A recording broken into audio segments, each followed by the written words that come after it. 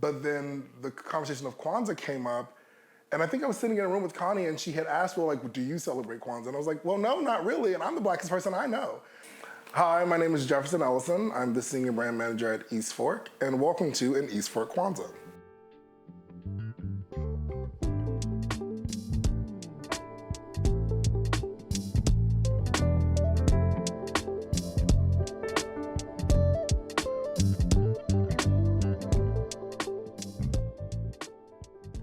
This concept sort of came about earlier this year when I was talking with Connie and Alex around what intersectional marketing looks like. That's sort of the background that I have. I used to run a marketing agency, and that's what we focused a lot on. And so the question sort of came up about targeted marketing and really like focusing and featuring Black consumers and talking to them in a way that felt necessary, that felt elevated, but that also didn't feel tokenizing. And so I was sort of looking at like what was the easiest entry point. A lot of companies focus on Juneteenth. A lot of people talk about sort of the plight of the Black person. But then the conversation of Kwanzaa came up, and I think I was sitting in a room with Connie, and she had asked, well, like, do you celebrate Kwanzaa? And I was like, well, no, not really, and I'm the blackest person I know. When we started looking at the idea of what a Kwanzaa campaign could look like, you know, as a white-owned company, we have to be really careful of how we talk about different cultures, and especially as a Black person in a white-owned company, I want to make sure that the work that I'm doing, the work that East Fork is doing, is indicative of what the Black experience is and how Black people would want a white-owned company to show up in our lives. And so I didn't want to come out of the pocket and do a full 7-day festival because I don't think that's realistic. I don't think that as a person, that's not how I'm gonna introduce Kwanzaa into my life for the first time. And as a company, I don't think that is how we would show up in that way. And so really what we wanted to do is sort of just start the conversation and bring people together and say, okay, let's start looking at what modern Kwanzaa could look like for the modern Black person and see where we land. And so what we ended up doing is I called my friend Ashleigh Shanti and my new friend Ashleigh, who I met at a conference about a year ago. And I asked them if they would sort of just come to my house and hang out with me and cook some food. So it's just one meal, right? It's just sort of one conversation, and it's not the full spectrum of what Kwanzaa can be. But it is an approach to Kwanzaa that I think is modern, I think it's approachable, and I think it's something that real people within the Black diaspora can experience and try on their own, and they can, you know, keep what they want and throw away the rest and try it all again. Hey, I'm Ashleigh.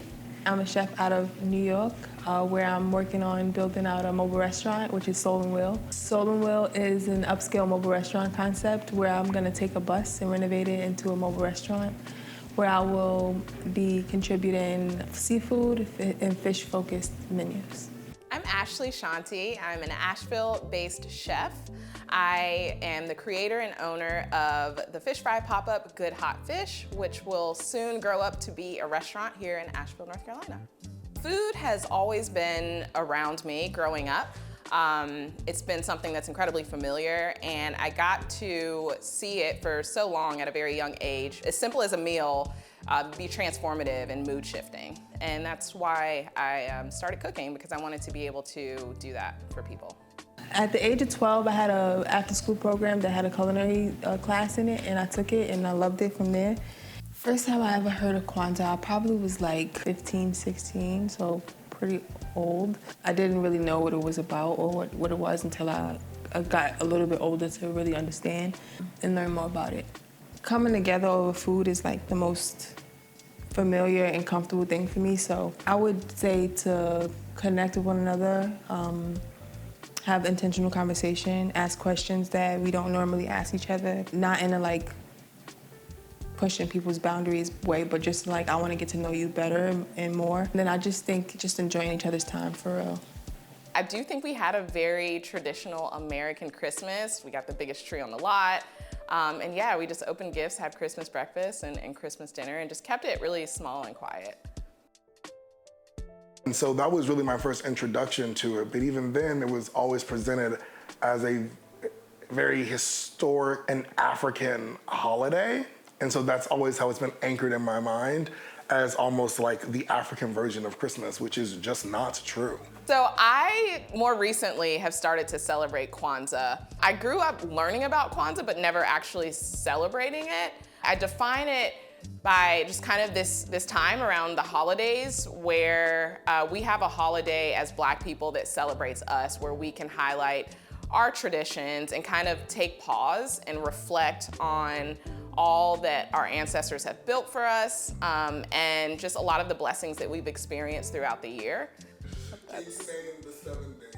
I'm gonna just kind of give a rundown of what I remember those days to be about. I'm gonna hit as many marks as I can. There is unity, community, purpose, faith, creativity, money, and there's determination. Bitch, that's it. That's good. I know my Kwanzaa days, all right? It may take me a while. That was impressive. But thank you. I was not prepared for that. Yeah, there you go. And they're all pretty self-explanatory, so I don't have to tell you what they all mean. I haven't had many experiences where my culture is being highlighted. You know what I mean? Like, in a sense where people want to work with me and like doesn't have anything to do with my culture or highlighting what we are and who we are. So it's the first opportunity that I've gotten to do something like that. And I felt like it would be a great opportunity for me to learn more about myself and my people and the people around me, like you and Chef Ashleigh. So I've been lucky enough to do quite a few projects with East Fork, and it was no surprise to me that Jefferson called me to do another project, and it wasn't even really that surprising that he wanted to do something related to Kwanzaa. The work that he does with East Fork oftentimes does highlight marginalized people. He just often approaches me with projects that I find really interesting and grasp my attention pretty quickly. This is the first time I've ever been approached to do something related to Kwanzaa, so I think that was really special, especially seeing East Fork, such a large brand, doing something like this. It was really cool, so I signed on immediately. Black people seem to be the only people who have an acknowledged different culture who can't be extreme about it. You know what I mean? Like there's nothing negative about being obsessed with yourself. That's what we should all strive to be. So Black identity extremism to me is a good thing, but I also think as a marketer and someone who's obsessed with politics, I sort of love that notion, right? It's like I think if the average person knew what a Black identity extremist was, they would assume that that person celebrated Kwanzaa, right? Like it's what the Black people call a hotep, right? Like we have that notion of what like an extreme Black person is. And that, for some reason, that's a problem. As if that person doesn't come from Africa and doesn't have every right to be obsessed with themselves. And so that is sort of kind of why I wanted to introduce that concept here through this campaign, is because it's a part of a larger conversation of, I think, the Black experience of a Black person deciding that it's okay to get a little bit closer to themselves.